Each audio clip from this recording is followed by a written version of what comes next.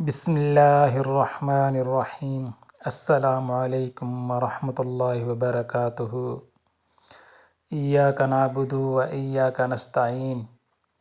ہم صرف تیری ہی عبادت کرتے ہیں اور صرف تجھ ہی سے مدد چاہتے ہیں۔ پیارے دوستو، کیسے ہیں آپ لوگ؟ امید ہے سب ٹھیک ہوں گے، اور آپ لوگ جہاں بھی رہیں اللہ تعالیٰ آپ کو اپنے حفظ و ایمان میں رکھیں۔ پیارے دوستو، میری آج کی ویڈیو کا ٹاپک ہے رشتوں میں رکاوٹ۔ پیارے بھائیو، آج کل جو ماحول چل رہا ہے نا، کہ ہر گھر میں بیٹیاں بہت زیادہ ہیں، اور جیلس پن یا جادوگر یا کسی گھر میں رشتہ نہیں ہوتا، اصل مسئلہ یہ ہوتا ہے کہ ان پر جادو ہوتا ہے یا تعویذ ہو جاتے ہیں، ان کا رشتہ نہ ہو۔ یہ آج کل تقریباً بہت سے یہ عام بات ہوتی چلی جا رہی ہے۔ تو میں اس لیے اسی ٹاپک پر ویڈیو بنا رہا ہوں کہ بہت سے لوگ بیچارے، میں یا باپ بیچارے کسی عامل کے پاس چلے جاتے ہیں یا کسی پیر کے پاس چلے جاتے ہیں، اس لیے کہ ہماری بیٹی کا رشتہ ہو جائے یا ہمارے بیٹے کا رشتہ ہو جائے گا۔ اچھے گھرانے میں بیچاروں کے رشتے آتے ہیں تو گھر آتے ہیں، تو پھر ان کے رشتے ہوتے نہیں ہیں۔ اصل مقصد یہ ہوتا ہے ان کے رشتوں میں رکاوٹ ہوتی ہے، یا ان پر جادو یا تعویذ ہو جاتا ہے۔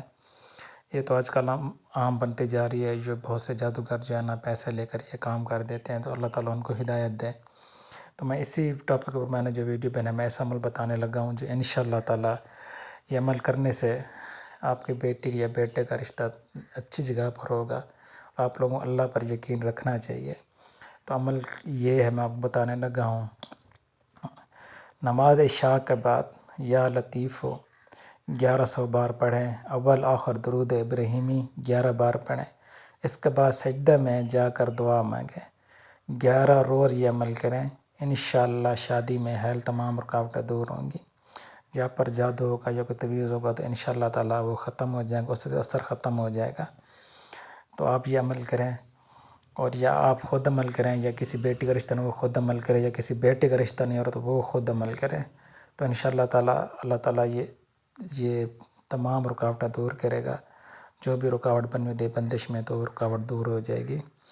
اگر آپ لوگ میرے چینل پر نیو ہیں تو میرے چینل کو سبسکرائب کریں، اور میری ویڈیو کو لازمی لے کر آگے شیئر کر دیں۔ اگلی ویڈیو میں ضرور ملیں گے۔ السلام علیکم ورحمۃ اللہ وبرکاتہ۔